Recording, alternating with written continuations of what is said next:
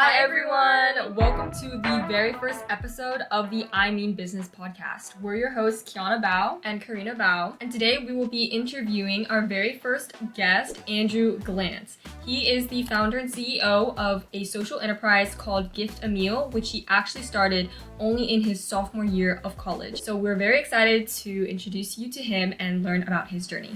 I didn't think I was going to be an entrepreneur until that internship. I was like, I'm pretty good at math and such. It's kind of the cycle of building, testing, learning, and iterating. I mean, I got no after no after no. Andrew, thank you so much for joining us today. Yeah, of course. Thanks for having me on. For someone hearing about GiftAMeal for the first time, how would you explain it? So with GiftAMeal, we're a cause marketing platform for restaurants that promotes restaurants while giving back. The way it works is a guest simply scans a QR code at a partner restaurant. They then snap a photo of their food, drink, or even a selfie. And when they do that, we make a monetary donation to a local food bank to help provide a meal to someone in need in their community. So one photo is one meal. And then the guest is invited to share that photo on their personal social media, and we give an extra meal for each platform they share on. It's funded by the restaurants as a mix of marketing and giving back. They pay a monthly program fee to participate, and then it's free for the customer to be involved. So is it directly the, like a meal isn't physically donated, correct? It's like you guys donate to like a local food bank or something like that?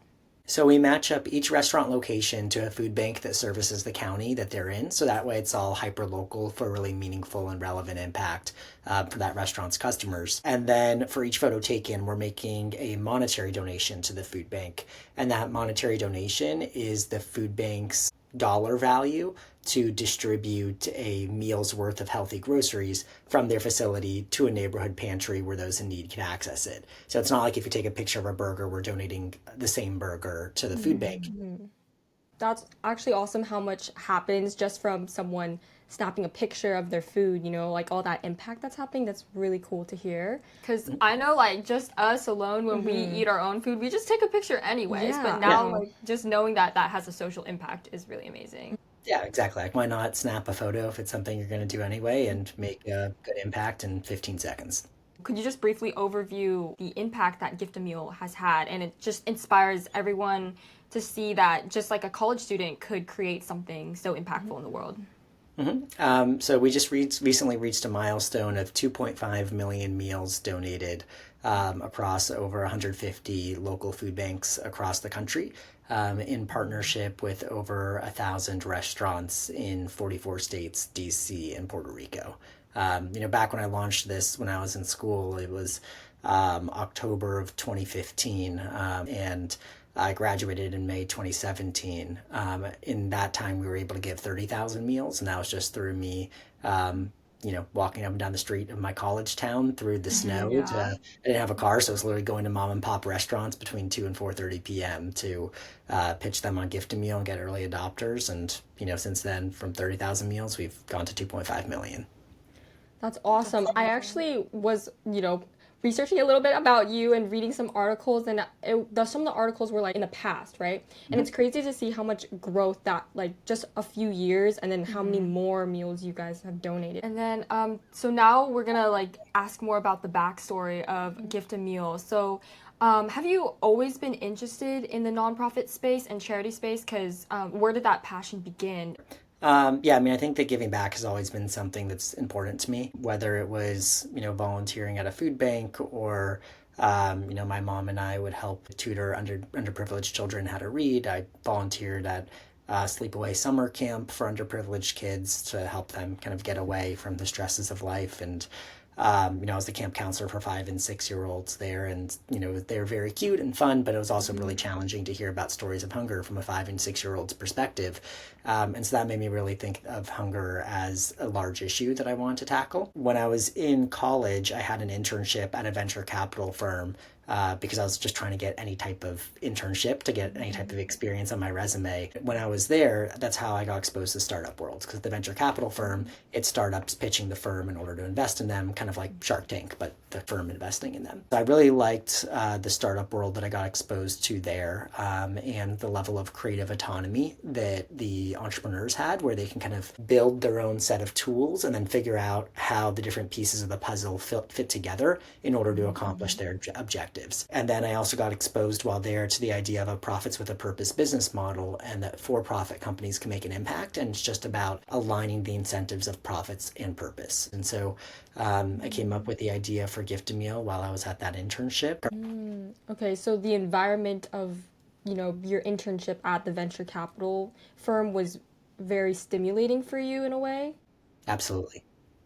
So would you say that was the most pivotal experience that led to the idea of Gift a Meal, like being in that environment? Yeah, I mean, the other intern that was at the firm was a high school student. And, it was an unpaid internship. It was just to get experience and, just trying to learn and ask people for help and advice, I find to be really beneficial. Because in your, like, I call it early career, even though if you're not starting a career yet, in your early career development, you don't need to have all of the answers and you don't need to know exactly what you want to do. I mean, I changed majors 8 times when I was a student at WashU.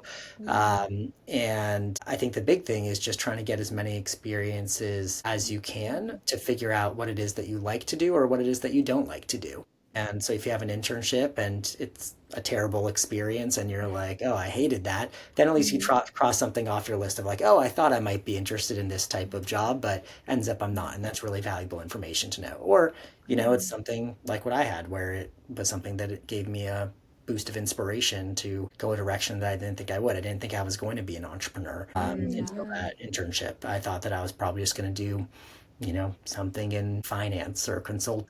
Yeah. But it wasn't really because I knew too much about it. I was like, oh, I'm pretty good at math and such, and those are nice stable careers. But yeah, I just didn't know what career options were out there, and the idea of creating something like this on my own wasn't something that I had thought about beforehand.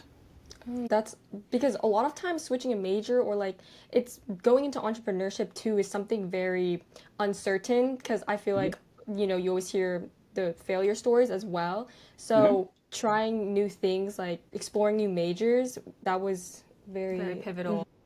Yeah, and failure is just a part of entrepreneurship. And I think that if you're looking at being an entrepreneur or just like, testing out an idea that you have, I think being comfortable with that failure and that as an outcome, whether it's the ultimate end outcome or a sub outcome, is really important. So when I say a sub outcome, I mean, like, you're going to fail a lot of times along the way. So I failed, not everything I've done for Gift a Meal has worked. It's a lot of pivoting and, it's kind of the cycle of building, testing, measuring, learning, and iterating, and going through that constant cycle of trying different things out until you figure out what works.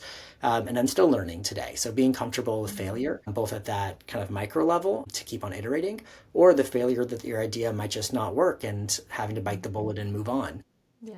And the way that I evaluate that is looking at the floor and ceiling of potential. The floor of potential is the idea just doesn't work. And so what happens then? You've spent this much time in it. How can you make it worth it? Like, is that something that can be something for your resume or the skills that you've acquired through it has to make it worth it for the floor of potential? The ceiling of potential is, hey, this becomes something that, makes money or makes an impact and is something that you could do as a job or a career post school. And so I think that, looking at both the floor and ceiling of potential and then everything in between is really important. What other tips would you recommend for, differentiating between an idea or something that can have future? Do you have any other tips for how to determine judging the viability of a business or a future potential business? Yeah, a lot of people have a lot of paralysis in decision making when they have an idea. It's like, oh, when should I go forward with this? And they're trying to build all the bells and whistles and have something that's perfect before they go to market with it. I think right away, when you have an idea, you should go talk to the people that would be like the customers, whether it's a product or a service-based business. For us, it's our restaurants. And so it'd be going to restaurants and saying like, hey, what are you doing for marketing right now? What are you doing for community give back right now? What are the issues that you're facing? Like, oh, it's because staff don't have time to do this. This is why you're not doing as much community giving as you would like. On the marketing side, what's not working for you? What are your pain points? Oh, for the marketing side, it's again, it's time intensive. We're not seeing the return. We're spending money on coupons, but then that's, cutting at our margins. So you hear all of the feedback and what's currently not working with their current solutions. And then you build your idea in order to help solve those problems in a way to deliver value. And then you can just try to throw something together that is not perfect by any means, that's just scrappy and affordable for you to put together. So it might not, if you have an idea for a mobile app, it might not be building a full mobile app, but instead, do a no-code solution through like a website solution, or doing it through Google Sheets and Google Forms. And it might be really manual at the beginning, but something that you can get into customers' hands for them to use as early adopters. They might not be paying for it, but you're basically asking them for help of saying, hey, would you mind using this for a little bit to give me feedback on this? I'm a young entrepreneur and I'd really appreciate it. And get it into customers' hands and then build it off of their feedback. So then you figure out what are the features that people actually want you to build that would use versus, just building what you think people would want because they might not end up actually using it. That is a very good tip. So Yeah. it's going physically to conduct research on your audience or the people that you would market to, and then getting their advice and using that to shape your own problems, not to just be like, oh, I think that these people would have these problems. Because I think we have sometimes, went on business pitch competitions and things, and we had to make an idea and plan it out, but we'd always spend forever just trying to, get everything perfect. But that's very good of trying to see what people need and want to have so you can build it. Yeah, the core idea of that, it's called an MVP, a minimum viable product. So it's minimum viable, meaning it's just the smallest core of the idea that's just really simple and straightforward that makes your product work with no other bells and whistles. Because what you want to do is just test out, is the core premise of your idea something that people find value in? Because, if you add bells and whistles to something that people don't really want anyways, then maybe they'll marginally want your idea more, but it's not going to be something successful at the end of the day if the core premise isn't compelling on its own. For the ideation process, do you think GiftAMeal was more like a light bulb moment or something that came out after brainstorming, like you focusing on wanting to come up with an idea? It was more of a light bulb moment when I was on a lunch break with the other intern. And we were during that venture capital internship, and we were discussing how millennials like ourselves were looking to support businesses that give back. And with restaurants, it's a lot of coupons and discounts and not a lot building an emotional connection with the brand. And we kind of pulled from a Tom Shoes, Warby Parker buy one, give one model and the existing network of food banks and the trend of people posting photos of food on social media and combined into one. But, in the early days, we also had like a restaurant recommendation feature in there that people just didn't really use. And there was cash rewards for using recommendations from friends. And it was just too complicated. So we're different than we were back then. But at first there was a light bulb moment of an initial spark of an idea. And then it was developing it and trying to figure out what was out there, talking to restaurants, and kind of pivoting along the way. Do you think that doing the brainstorming process where you sit down, you're like, oh, I want to actually create a business, and then you brainstorm a bunch of different ideas, which is what we had to go through for a business pitch competition, which is why we're asking, because we spent legitimately 4 days just being Straight days. what we came up with 10 ideas and we came up with something, but would you say that's useful, or is it more of just being always aware of the problems around you and then being like, oh, wait a minute, or a light bulb moment? It's something. I think it's a very low likelihood of success if you start with just trying to come up with an idea. I would say instead try to figure out industries where there's problems and what problems they're facing, and start from a learning and exploring phase. And then from there, try to figure out, okay, what are how are those problems currently being solved, and why are those solutions insufficient? Or you might just find it's a really crowded space and there's, really wealthy companies that are already solving this problem, and it'd be really hard to compete against them. So maybe it's not as much of a good idea to enter that space. But yeah, I think there's also a lot of approaches to creative brainstorming as well. Once you've identified a problem, if you find yourself stuck, you could even do something where you find a random word generator and you generate a random word and then give yourself 5 minutes, and you have to have that one word be a spark for different ideas to try to solve the problem, and then pick another word randomly generated. And it has nothing to do with your problem, but just a way to try to get your brain firing in a different way and get different sparks going. And then you have a bunch of ideas, most of which are going to be terrible. But then, there might be some that you're like, oh, this could actually have legs to it. So a way to get yourself unstuck when you're brainstorming. That's We should really try that next good. time. We will do Yeah. that. We will actually apply that tip. Okay, kind of pivoting because you mentioned the MVP. Yes. Was your original like website or app for GiftAMeal, was it like, did you develop it yourself or did you hire some developer, or what was that process? Yeah, so to clarify, I did not follow the advice that I was giving, and I did not build an MVP. And I ended up paying dearly for that because I built something out with all the bells and whistles, and I hired an app development company that was outsourced to build the original app, and ended up having a bunch of features that no one wanted. It took like over a year to develop it. And then people didn't want those features. And then so to get those features out, we removed those features, but it's not as easy as like, okay, just cut those features, because the code was all built around this infrastructure, including those features. And so it created a lot of what's called tech debt, which basically means that there's a bunch of lines of code that are not being utilized. So imagine all those old features are 1,000 lines of code, and now that code isn't being utilized anymore. And okay, so it's kind of skipping those lines of code, but having all that unused code in the code base makes it a lot more error prone. So there were a lot more bugs. So eventually what I ended up doing is scrapping that entire initially built app and hiring a chief technology officer as a full-time employee once we were able to raise some funding. And he rebuilt GiftAMeal from scratch because the old code base was just too bloated with those old features. So yeah, so I ended up wasting thousands of dollars of my savings by not building a minimum viable product and trying to build up all the bells and whistles in the initial stages. Would you say you would recommend, like, say a high schooler was trying to start their business and they have a good general idea, would you say you would recommend them to maybe reach out to like peers who have coding abilities, kind of like in your way hiring a CTO, or should they go and try, like once they have a good idea, like try going to a developing company? Which one would you recommend? So before that, I would say try a no-code solution, because there's a lot of them out there that are now. I mean, especially with all the advances in AI, where you might not need to hire a developer. There might be a templated version of what you're trying to do. Be able to test something out in the early days as a minimum viable product without having to know how to code yourself. So I would start with that.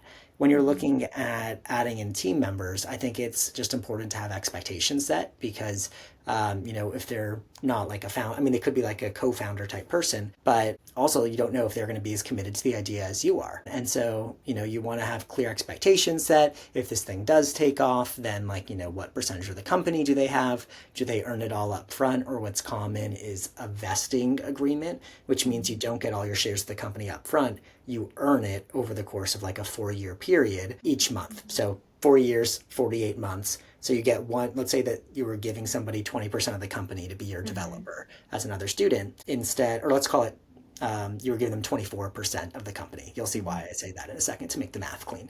You're giving them 24% of the company. They earn it over 4 years, which is 48 months. So that would be 0.5% every month that they earn in order to over 48 months to get to 24%. So if they leave the company after 1 year, getting 0.5% each month, they would have 6% of the company for 0.5% times 12. If they leave after 2 years, they'd have 12% of the company.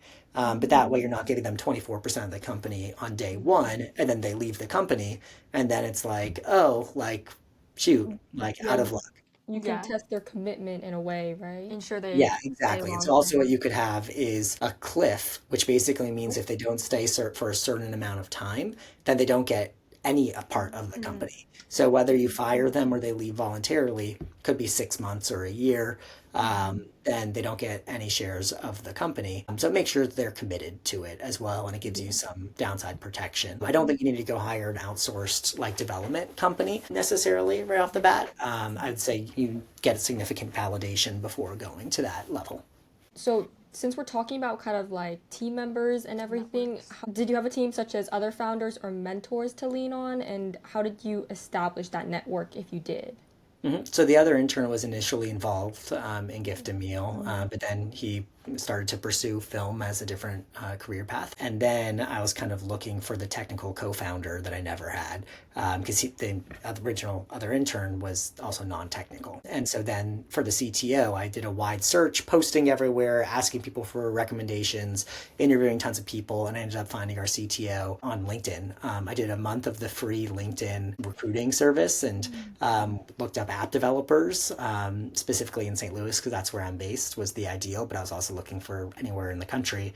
And I found him running his own app development company. So he would build apps for other people that would hire him, whether it was Fortune 500 companies or startups. And he had the itch to do something on his own. So I cold LinkedIn messaged him and asked if he'd be open to a conversation. And we started talking, and I was able to recruit him onto the team. And then, other people came along the way. Like somebody saw one of a GiftAMeal table tents at a restaurant, and then he was interested in the idea and he used it, and he was interested in pitching other restaurants, and so he joined the team for a couple of years doing sales for us. And then we expanded and started to hire student interns to help out with things. So yeah, a lot of different ways that we've kind of got in touch with people. So just kind of being open to those opportunities and networking and just cold reaching out.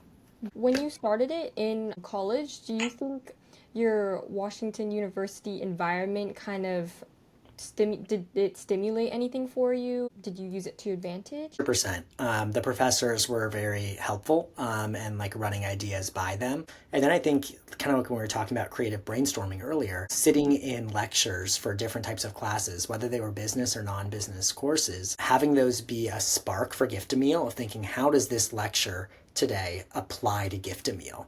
Was something that both helped me internalize the knowledge from that lecture academically to be able to remember it, but then also to have a unique spark for GiftAMeal to bring to ideas to the table. And so that was something that was really helpful to me as well. And there's also a great entrepreneurship center on WashU's campus called the Scandalaris Center. And I was able to get mentorship through the Scandalaris Center, which was great. They also have pitch competitions, and they're able to help fund me going to other colleges' pitch competitions. And that was how I got some funding in the early days after going through my savings, was these college pitch competitions. I won a $20,000 prize through the Scandalaris Center for WashU alumni through the Global Impact Awards. So yeah, I think there was a ton of assistance through WashU, and then also just an atmosphere. Not that I'm being a big pitch for WashU right now to all of the high school students that will be listening to this, but I'm obviously a big advocate for WashU after going there and feel incredibly grateful. I think that there were also just a lot of incredibly passionate students at WashU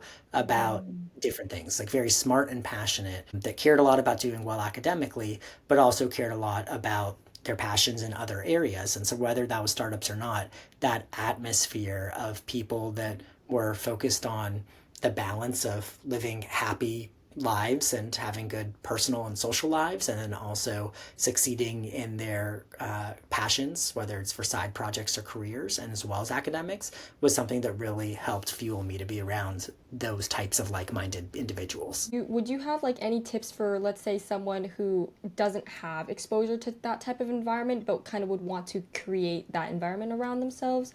Would you have any tips for that? I would say cold reach out to people that you would aspire to be as role models, 1 step ahead of you, 2 steps ahead of you, 3 steps ahead of you, or people that are peers in what you're doing. There's also different programs like the Future Founders program based out of Chicago that brings together entrepreneurs that are 18 to 30 years old in different cohorts to give that peer-to-peer like support network. You can exchange ideas, and sometimes it's hard for friends and family to understand what you're going through as an entrepreneur because there's lots of ups and downs. But for somebody who can really understand what you're going through as a peer, even if they have a different type of business, they're either in your local community or they're virtual and national. And the whole like WashU thing, because we're seniors, we're rising seniors, so we'll be going through the application process, and that is one of the schools we're applying to. So yes. Yeah. Awesome. Fingers crossed. Yeah. I'm about to. It's gonna be a hard year, but Yeah, you'll get through it. Okay, so going back to GiftAMeal in specific, how did you get your first restaurant to say yes and onboard them to your program? Like, what advice would you have for other founders or aspiring founders that want to sign their first customer or sell their first product? It was really hard. I mean, I got no after no after no, just because people were, even if they liked the idea, they were just too busy. Then they didn't want to add anything extra to their plate. They just have, especially at a restaurant, like there's so much going on. And so the way I was able to get the first restaurants to join was asking for advice. So I would play the student card and say, hey, I'm a WashU student and I have this startup idea in the restaurant space, and I would love to hear your advice on it. Would you be open to meeting up for 15 minutes? And then I would sit down with the owner of the restaurant and talk them through the idea, ask for their advice. And then by the end of the conversation, they were kind of bought into it more, because then if I succeeded and I took their advice, then it would be them succeeding by proxy, because like their advice helped make me successful. So they felt invested in me as like, I want to help this like young guy out who's trying to do something. And so it's more them joining as a favor to me. And I'd say, hey, like, thank you so much. I really appreciate all of your advice. Would you be open to testing this out? And I'd give you a 6-month free trial of GiftAMeal. So I'd be getting them on board for free. And then I'd ask them for a positive testimonial. So a quote from them that I could then put on my little slide deck, so that I can go pitch their neighbors and show their logo with their testimonial and say, hey, this restaurant's involved. Do you want to be involved too? And then you give me more credibility. And then I can sign up to those other restaurants and continue to kind of build up more and more credibility. And I would also email out article about GiftAMeal, like a press release, when we signed up our first restaurants or when we reached our first milestone of like 1,000 meals. And I would email it out to local media so that they could literally copy and paste the article that I sent them, so they don't have to do any work. And then I could say, oh, had this article published in the St. Louis Business Journal. I'd print it out and I'd bring it to the restaurants. So it'd be like, hey, we work with these 10 restaurants that you recognize their logos, and we have this article in the St. Louis Business Journal. I'd love to see if you'd want to work with us. And then they'd say like, oh, like very interesting, but what's it cost? And I'd be like, oh, it's $50 a month, like at the time. And they'd be like, oh, that's too much. And I'd be like, okay, just for you, I'll give you 50% off. And they're like, oh, it's too much. I'd be like, okay, I'll give you 70% off for your first. Free. It was basically just me like, for those early restaurants, just giving whatever discounts I could in order, like at first I was giving it for free, and then I was giving whatever discounts I could in order to figure out what price I should be charging and to get those early restaurants on board, because it was just important to have those logos. So I would say like being a young founder, I guess, has its pros and cons, right? Because the cons is like they'll be saying, you're such a young student. I mean, what do you know? Yeah. And how are you going to actually make this happen? But then again, you can try to get advice from other people, build that strong connection, kind of play like the student card, like you were saying. Yeah, I mean, playing the student card and asking for help, I think, was a big benefit. Maybe they think it's less likely you're going to create something of value for them that they would pay for. And so there's a higher bar to establish credibility. Like we were able to conduct some case studies where we saw the guests using GiftAMeal were returning 39% more frequently, spending 20% more per order, and tipping 32% more. The way we did that was through a couple of our partner restaurants giving us access to their point of sale data through Square or Toast or Clover. We were able to segment that data into the customers that used GiftAMeal and ones that didn't, based off of matching the name on the credit card transactions to the names of the GiftAMeal users. And then we could compare and see the GiftAMeal customers were tipping more. And once we had that data, then it was a lot easier to sign up restaurants. Also, did you think that it was important to start locally first, so then the restaurant was like, oh, that's my neighbor, and they joined? Yeah, I think it was a lot easier for sure, and to establish credibility, and also just to have that in-person interaction to get them to build those relationships. And then to expand more nationally, it was about kind of first getting a regional chain in our community to join, with a brand called Lion's Choice, a roast beef chain with 30 locations. And once they joined, then places in other states could then be like, okay, we'll participate too, because we've seen that you can work with a larger group. As a founder, like what personal characteristic would you say was most influential to GiftAMeal's success? I think that there's a few characteristics. I would say genuine kindness and authenticity, because you need to ask for help a lot as a founder. And so being genuine and kind to other people will have people want to be able to help you. Second, I would say is polite persistence. Because you really need to do sales as the founder. You are the best salesperson. And so you need to be comfortable reaching out to people and continually following up with them, because people are busy in their lives. And so you need to follow up with them it might take 7 emails in order to be able to get the response from them in order for them to sign up. And then third, I would say is just kind of the mental stamina to make it through all of the ups and downs that entrepreneurship has. Like never letting yourself get too high or too low, because in a startup, if you're the founder and you're not doing so hot from a mental health perspective, then your startup dies. If you burn out, the startup's gone. So you need to make sure you're taking care of yourself first, so that way you can be in the best position to contribute to your startup. Now we're gonna go through the wrap up because we understand you only have like a few more minutes left. But looking ahead, what do you see next for GiftAMeal, and what do you see next for yourself and in your own professional and personal journey in life? I mean, we just reached 2.5 million meals donated, and we went from 2 to 2.5 in about 9 months. And so the goal is we can accelerate that pace and be providing millions of meals to those in need annually. And we're currently in 44 states. I'd love to be in all 50 states by this time next year, and just kind of continue to grow from 1,000 restaurants to thousands, tens of thousands, 100,000. So I think it's just kind of growth is what's next on the journey. And for me personally, just figuring out how I can best lead us there through collaborations with other companies that are in the industry. So other like restaurant technology companies, how can we partner with them in order to expand our scope of influence to reach more partner restaurants, and then also expand what we're able to offer those restaurants and additional solutions that can help them from marketing and other perspectives. What point would you say is the like I've made it point, like the final?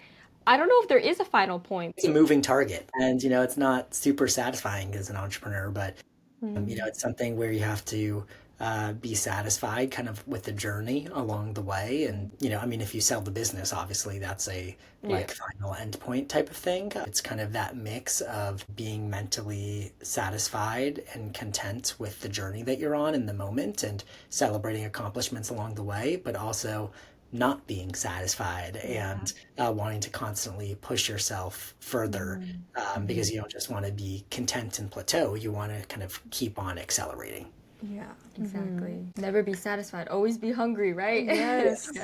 Now we're going to ask just one of our signature questions. There are so many entrepreneurs sitting in college or high school right now with an idea, but really, no idea where to start. So what's the one moment in your journey where you realize that I'm not just a student anymore with an idea, I mean actual business? I saw it as a business, but my peers were like, oh, this is just the thing Andrew does on the side. Like, people didn't take it seriously. They didn't think it was going to become something real that I would do post-grad. And I think that the turning point was when we got our first investment. In spring of my junior year of college, we got a $50,000 investment from an accelerator called Capital Innovators. So they ran us through a 12-week accelerator program, and they invested $50,000 in exchange for a piece of the company. And so I almost dropped out, stayed in school, and completed the 12-week accelerator, basically having class in the morning, driving to the office, going through the accelerator program where they would introduce us to subject matter experts and run us through business fundamentals and things like that to help build up the company over those 12 weeks. And then I'd drive back and do an afternoon class. And so, I think that was the point where I was like, okay, like I'm now on even playing field with all these quote unquote adults that are running their own businesses that were also invested in by this accelerator program. Like, they chose to invest in me as a student entrepreneur over investing in more qualified adult entrepreneur, quote unquote. And so I think that's the point of having that responsibility on my shoulders, and that kind of burden of those expectations definitely made me take it more seriously, because at that point it wasn't something that I was going to walk away from, because I felt that sense of obligation to deliver for the people that believed in me. Yes, thank you so much for all this advice. We definitely learned a lot from it too. So And I know that our grateful. viewer base will also genuinely appreciate like all the tips and advice that you've given. Yes. But yeah, I guess the ending statement is that you just start anywhere, anyhow. Open yourself out to opportunities, reach out to other people for help, and be okay with failing, right? yeah, because failure is part of the journey, as you just said. Absolutely. And I'll put one shameless plug in there. For anybody listening, download the free GiftAMeal app, take photos at partner restaurants that are nearby. And if your friends or have people in your family that work at restaurants or anything, tell them about GiftAMeal. If they're interested, they go to giftameal.com/partner to learn more. It's always great when people help spread the word, and we can grow our network of restaurants and the impact that we can make. But yeah, thank you too for having me on. This has been great. Yes, thank you for coming on trusting us as the first episode. Thank you. Going through all of our technical difficulties. Yeah. But yes, this has been a very enjoyable conversation for us, and we're very thankful that you're our first person that we interviewed. This has been wonderful. Perfect, of course. Awesome. Hopefully we stay in contact, and we'd love to hear from you again in the near future. Sounds good, and good luck with your college application journeys. Thank you so much. Bye. Awesome. Have a good day. Thank you guys for listening to our very first podcast episode. We hope you learned as much as we did. Our next episode will be featuring a high school success story, actually a 15-year-old who gained millions in funding for his tech startup. So make sure to tune in for our next episode. That's a wrap for this episode, and please remember, it's never too early to mean business. See you next time.